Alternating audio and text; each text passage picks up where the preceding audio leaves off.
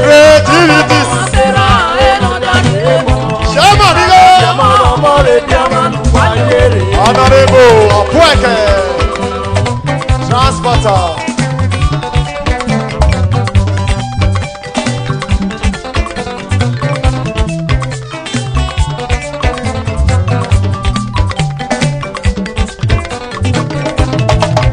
Apueke na enigo. Sanani bia masaya mama bejena. Creativities.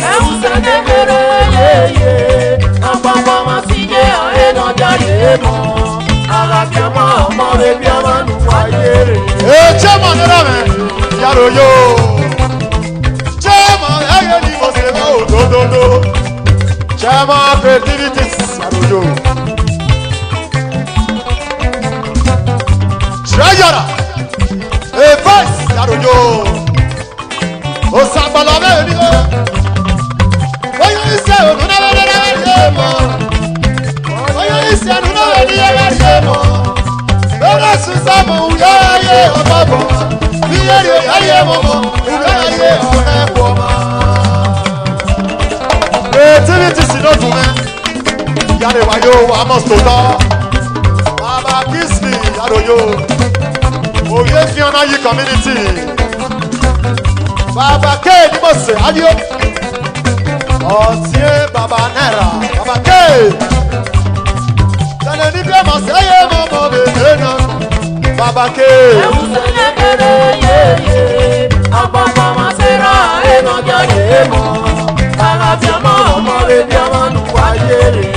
Asoro yaro yo. Creativity si na ye ni mo se odododo. Agasu samo, ade na wo ma dori e. Agasu samo, ade na wo ma dori e. Omo wa yi wore na o, ori de ba elera. Ave yan ni bobo.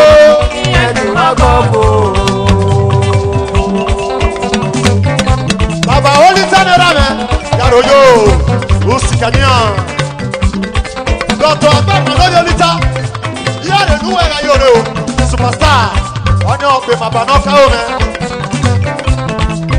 oyolita me bo ti akuwe for Fudoland yaro yo okonuwe bo of Fudoland Dr. Abba no lita bebu me gire era no die yare nuwe ga yoro yo baya na ye ke ni ga yo era no die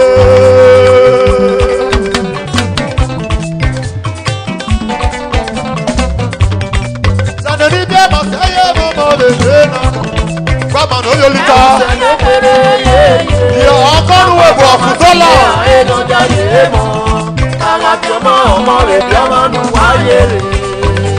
ye creativity yare mayo iwo mu baya wa do